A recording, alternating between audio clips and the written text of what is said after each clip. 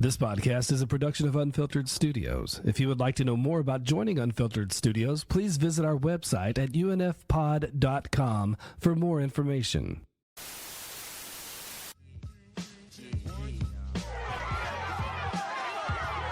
I want you out of here! Both of you! Out! Out! What were his exact words? That if I didn't back off, I'd wish I did. I can't boot him out without definite proof of wrongdoing. This guy is dangerous.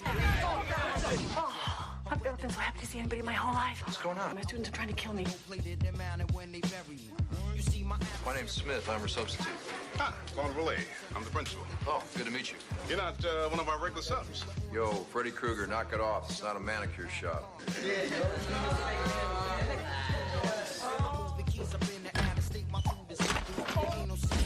I'm in charge of this class.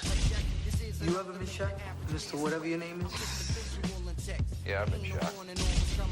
Who is he? The other day I was talking and I just happened to glance back and the weirdest thing happened. What? They were listening. Wait till he's off school grounds. I don't want to kill him right off. Life's a chess game, Juan. This is a crucial move. I want you to think it over.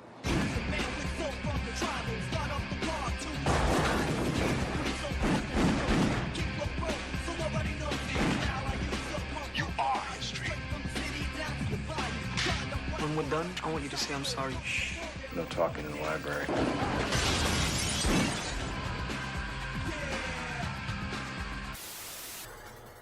Tell me where room 416 is? Around the corner to the right. Watch your ass up in there. My name is Mr. Parakowski.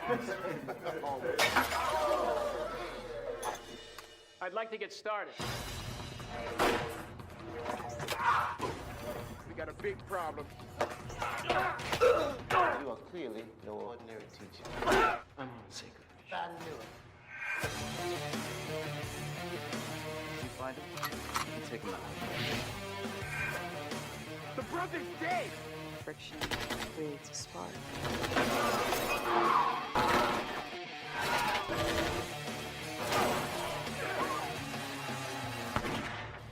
Tell me, what do you got planned for third period, huh? We mixed. We loaded it. We edited it. Sometimes we get so deep into conversation that we have separate segments worthy of their own place in the sun.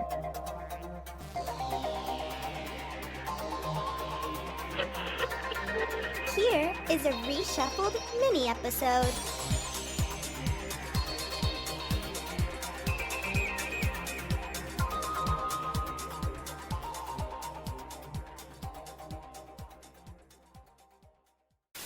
Since we love a trashy B-movie franchise, I gotta ask you, did you ever get into the Substitute movies? I've seen a couple. And it's just so funny how it went from being, it's almost like I think there was a Punisher comic that was rather similar. It's like, you got this disgruntled mercenary and he's gonna... Yeah, he's like an pretend to be a ex-Vietnam vet or substitute. something. Or Don't think about it too hard. Yeah, he somehow is able to pose and guard a school from violent gangs. It's kind of like Toy Soldiers and Dog Day Afternoon, but yeah, with Commando type villains. And how funny how every time in one of these movies, I kudos to the fourth one being on a military base, but like the first three movies is almost always like a crooked principal. Yep. And a neo-Nazi gang, and it's just a good excuse. And there's always one teacher or nurse or something that is always picked on and always the target. Yeah, and you're like, that would never happen. But it's okay because kind of like the Punisher movies, it goes for an over the top thing while also covering its tracks. And like it's worth it to watch him kick the shit out of a ton of there's some good gangbangers in a library. And when the cops show up, the who's the principal? He's just Ernie Hudson, Ernie Hudson's like, accidentally fall out of a window. Oh, and I just love how he's running the show. He's doing his best, like Hans Gruber in Die Hard impression. He's like, "Oh, I'm the principal, and I will get away with it because you would never suspect me." And he's the one that brought the substitute in to do that. Correct. In the first movie, wasn't he? It was a buddy of his. They were in the army together or something, or they knew each other. Something like that. So everybody was a pawn to him. But I also love how they should have done another one. They should have had Eric Roberts or Dolph Lundgren come back as like the next one. But like, I think the reason the movies were just so much fun is they were kind of a Death Wish kind of thing, just shameless and just outrageous over the top. Minus the rape attempts. It's just like, okay. Yeah. The first time it was for a friend. Then it was for his family. Now he's doing it for the team. At Eastern Atlantic College, the football team is bigger than it should be. Those guys were completely wired. Sounds like Junior's been taking steroids. And nothing can stand in their way of victory. I got another grade warning report from your English professor. We'll take care of it, Coach. Nothing. Until now. I'm collecting for the local blood bank. Anyone care to make a donation? We're here to help. Your father saved my life. I owe him. This is Andy and Ramel. In your trouble, two of the best people to have on your side. Now the substitute teacher is updating his lesson plan. You guys ready? Because I came here to play. So what do you hope to gain by this? The usual. Truth. Justice. The American way. Any questions? Good. Treat Williams is back in the Substitute 3 Winner Takes All, coming to home video from Artisan Entertainment. And the Commando buddies, like in the first one, were just wild. How they're all like, "I guess I'm gonna go up and smoke, man. I got nothing else better to do." And they just throw out grenades and blow it up. And it's just so funny how that finale goes, because when it starts out, they're taking out all the gangbangers and hit squads going after him by using just silence machine guns. And so it's so funny how they're covering their track, and then eventually it's like you're not hearing much of anything until the grenades go off. Luis Guzman's is like, "Oh, you're gonna go down. If I'm gonna die, you're going, with me." And William Forsythe was fun because he's usually a bad guy, but this time he got to just play an unstable war buddy. He's like, "Hey, I'd love to help you, man. I live and breathe war." He's like if Jesse Ventura from Predator, is like, "I ain't got no time to bleed." Just came home, but was even more unstable and demented because of what he saw in the jungle. Totally. I'm sure I wouldn't be surprised if you just brought this up to other comedians like the South Park guys or Patton Oswalt. They probably would have a hysterical story about viewing it on HBO back in the day. And that's why I like these movies. They premiered on HBO and then they would just air at video stores and on USA Network. And I saw the fourth one first, and I was just like, this is a lowbrow Which one's the one reason the library and the librarian's behind the bulletproof glass and the gangbangers are like threatening him, and it's the one where he tosses two of them out the window. Is that the first one? It's got to be the first one, man. There's a big library fight, and the fact that I know Ernie Hudson's in it, right? But like that scene is great because like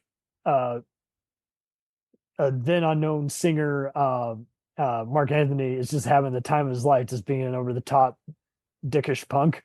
But yeah, oh shit, I forgot he's in that. But yeah, before Man on Fire and dating various starlets and everything. But I just found it so funny how the weapon, at times, what's his name? Berenger is basically Jason Bourne. He's just like, everything is a weapon. And in this case, the book is the weapon. And so all that was missing is just saying something like, "Make time to read," or just make some other one-liner involving a book. But yeah, he whacks his ass out and says, "Don't let me see you in the fucking library here again," But part 4, man, I would see parts of that back when we had bootleg cable, and it was just so funny. Just like he's being pursued by these thugs trying to kill him it's like a murder mystery at, the military base. He's like, "Hey, what's going on?" And of course it's evil Patrick Kilpatrick, because you take one look at his face and he's evil. It's like, of course, he's a war criminal and he's branding his guys, smuggling drugs and doing violent hate crimes and everything.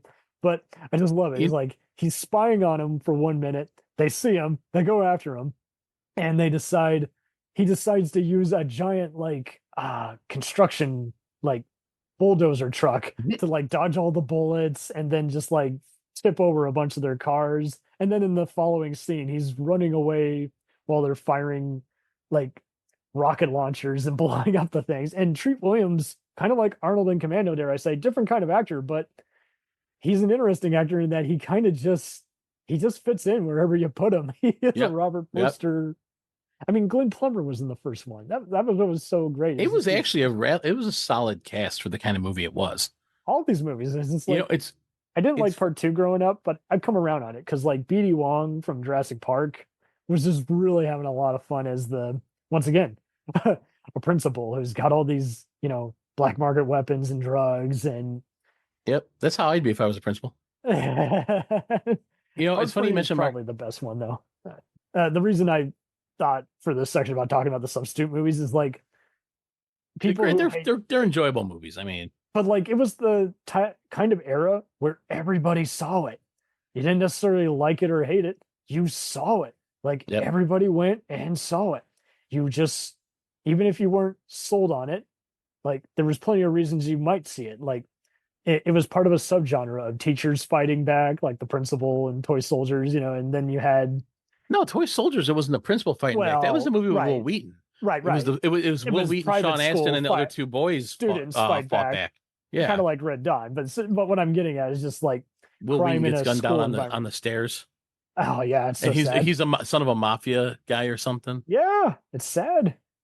It's very sad. Will Wheaton looked like a Dago. He looked like one of my people, Yeah. And don't let the last name fool you. I'm the majority is probably more Italian than anything. I've been a Will Wheaton fan since day one. I like him. I like him too. But I mean, like 187 with Sam Jackson comes out shortly after this, and then there were some other teacher movies. But I mean, so this is what I like about this subgenre. Like for every stand and deliver, for every Mr. Holland's opus, you can have something. The Substitute is kind of the king of that. Let's add some action elements where someone's trying to, and it doesn't have a political agenda. That's what was really not at all. Yeah, much like The Dentist is all about. It's a dark comedy with some horror elements about a serial killer who happens to scam people. And let's be fair, there's lots of people out there that in their head wish they could do what he did to clean up the school. Yeah. Right? Like I said, there's always a dark, every human being, probably every mammal, has a dark side. Whether you want to admit it or not, it's there. He didn't have there's always a yin to the yang. Right. But his overall agenda wasn't, I'm going to be the bigger dick in the room. It's just like, okay, I've asked around and you don't need any more motivation other than that. My girlfriend happens to be teaching here and I saw her get roughed up by some thugs. I'm not. That's the last straw. I need something to do. I'm retired. I got respect. The principal's my way in. And it's so funny when he defeats the principal too. It was always fun when he did that. Don't get me wrong. Treat Williams, this is not even a fair comparison. Like Tom Berenger might be the better portrayal because he got to kind of do some dry one-liners, especially when the punks run him off the cliff and he's like, he's just looking at him like, you didn't even try to kill me. Like, I'm a SEAL. You know what I do for a living? I survive shit like this all the time, getting run off the road. But like Treat Williams, when he took over, like same kind of deal. Like it's related in name only, but they have one of the same like students who's his friend appear in part 2. So I'm like, okay, there's a connection to the world. He mentions that he's like part of the same SEAL team unit as Berenger or some shit like that. And then you add these new characters who are good with samurai swords and martial arts. Then you get Claudia Christian, who's a B-movie favorite from The Hidden in Babylon 5. And you're like, okay, cool. So we got a female soldier who can kick ass. And it's it's what I look for in a B movie, in that it just keeps having fun, kind of like The Wishmaster with its zany premise. And it goes and goes and goes until it wraps up nicely in 70 minutes. And you're just like, and it doesn't take itself too seriously. It knows. Correct. It knows what it is. The live action cartoon, as opposed to, and I saw so many people saying it takes itself too seriously. I'm like, they literally look towards the camera at times. It's like, did you watch the same movie? I don't think they did. I think they were bored. Are you sure? You sure you're not mixing this up with Dangerous Minds? Well, that's the other thing too. It was kind of a funny riff. Don't get me wrong. Dangerous Minds is a fun movie, but like, it's kind of amusing, kind of a loose parody of that, if you will, kind of like Piranha is a spoof of Jaws, but goes looser with its movie concept. Is that kind of same? It's like, okay, you get a good actress, Michelle Pfeiffer, kicking butt in a true life story. And then, now we're going to have The Substitute. Let's get an award nominated actor like Berenger. Do you consider Sharknado a ripoff of Jaws? No, that's the Asylum has done what they call mockbusters, where they're making fun of giant blockbuster movies. But hey, if you want to do a mockbuster of The Substitute, just Oh my God. some other B movie people like I want to. Let's see. Who can we bring in? Mario Van Peebles. You know who could have done that role had he decided to keep making movies? Jeff Speakman. Yes, I would have loved it had he been like a senator who does like some black belt punching on the side, a role that would have gone to some other B movie regular like Sam J. Jones. And here he is, the main big bad, and he's like, I've had enough of you. And I'd like to get started. He battled the gangs. He took on the football team. Now, the Substitute has a new class. Take your seat. Class has started. In a military academy. Left, face! Where honor is twisted. Werewolves now, werewolves forever. We're shaping the future here. I'll remember that, sir. Truth is distorted. What is it about the Holocaust that you believe is a lie? What about it isn't a lie, sir? And a secret society. Werewolf Company? The Academy's elite.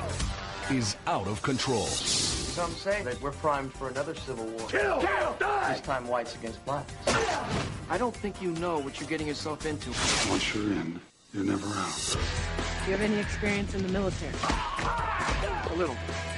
Now the Substitute will turn their dream of power. We fight or we die.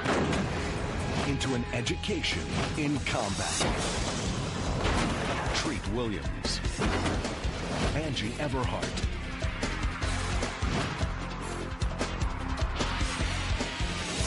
The Substitute. Failure is not an option. Mike might have seen this. You want to talk free Punisher? Did anyone ever see the Substitute movies? Yeah, with Tom Berenger in one. And Treat Williams. And they were all HBO produced movies, and you're just like, what's going on here? I think there was a Punisher comic. At least I saw some people saying on the internet that where Frank Castle disguises himself as a substitute teacher.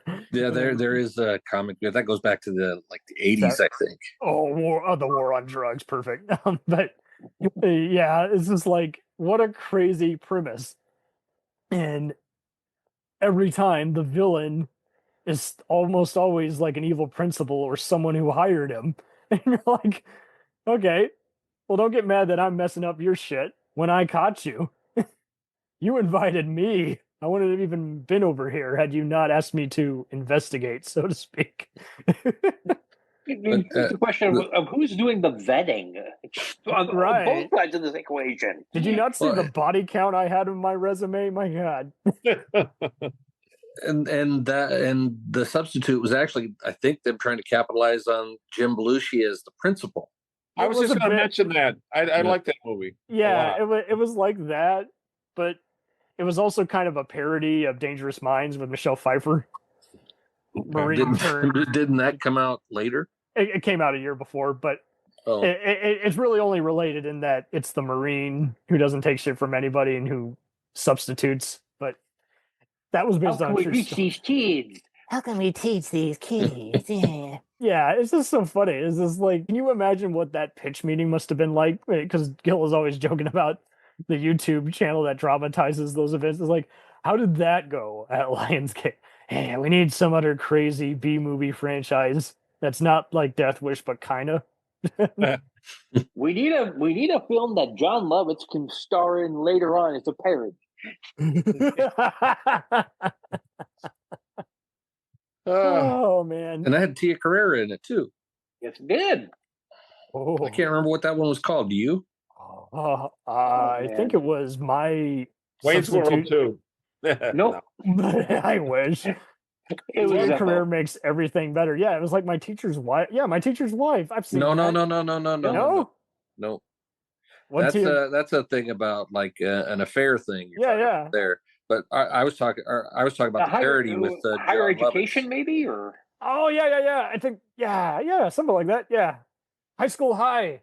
That's High School what High. it was. Yes. Oh, I forgot about that one. That was like the parody of all the school movies that were going. But see, that's what I definitely miss about the 80s and 90s. I see people giving John Hughes movies so much shit, and I'm like, But here's the thing, like, you could relate to at least some characters in these movies. It wasn't just frat boy college movies that were relatable. It was cool to see.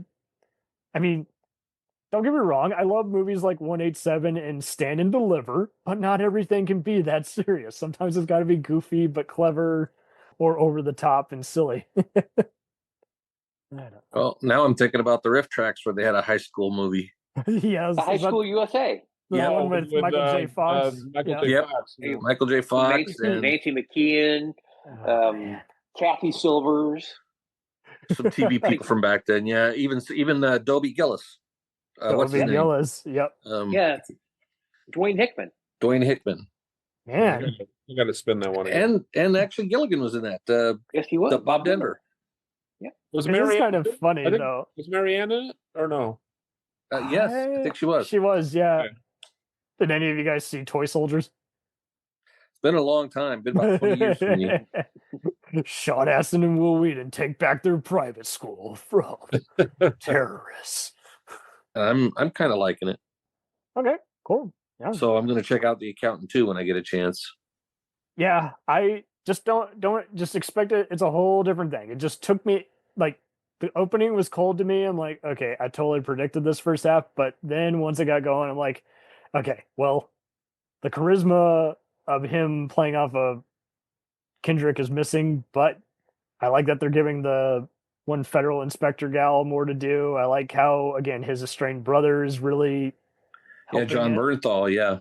And there are some Tarantino moment bits where you're like, it takes you by surprise. So I think it's only going to, kind of like The Equalizer, if you didn't care for it, if you found it too slow, just rewatch it. There is something that's going to, kind of like when someone tells a joke, now that you've had time to process it, now you can look for it and it'll deliver better. But yeah, there were some fun moments. Interesting seeing it in theaters, just because I think this is it. That kind of movie you're going to be more keen on watching on either in the privacy of your own home or on a rainy day, just because, I don't know, it's just when you go to the theater, I think it just gives you all these expectations that really aren't required of the movie. It's its own thing. It's just, it's hard to market your movie off of today's attention-getting crowd, but there's some fun stuff. Yeah. But how does it match up to Reindeer Games? Oh, it is way better than that, Miss Fire. My co-host, John, loves that movie, and I'm like, nope, never, bad. That movie is bad. You know, and I just remembered The Accountant in that he's a collector of things, it seems like. Oh, he collects a lot of trophies. He's like the Predator from outer space, but he's a human. Doesn't Downey Jr. say Reindeer Games to Loki in the Avengers movie? That's right. It's something like that. Yeah, it's like calls them Reindeer Games. Yeah, calls them Reindeer Games. Oh, and they play that up also in the Jay and Silent Bob Goodwill Hunting 2 segment. Oh yeah, right. Where they're giving him shit. It's like, oh, it's all right, Mr. Damon. No one saw all the pretty horses. All right. Are you really going there, Mr. Reindeer Games? Okay. Hey, man. Yeah. Hey. Hunting season. Yeah. Yeah, it's hunting season. He's bringing that movie around again, I guess. Yeah. Well, he's bringing. I'm kind of hoping Dogma comes back out finally. Yeah, I would love to see that in the theaters. That'd be great. Is it in theaters? I thought it was going to be like a DVD release. I think he's doing a screening. He's it. Yeah, he's screening it first and then releasing the home media, just kind of to promote it. We'll return after these messages. Do you ever find yourself thinking about who would win in a fight between Goku and Superman? Hi, I'm James Gavsey, and on the Who Would Win show, me and my co-host Ray ignore anything important happening in the outside world and debate fictional battles between characters from comics, movies, and video games. We got a new show every week, and almost always am I the winner. Yeah, not true, Ray. In the past, we've discussed such matches as Captain America versus Darth Vader, Solid Snake versus the Iron Giant, classic matchups like RoboCop versus Terminator, and even the Muppets versus Sesame Street. That one was crazy. So if you're a fan of geek culture and love a spirited debate, check out the Who Would Win show wherever you get your podcasts, or check us out at whowouldwinshow.com.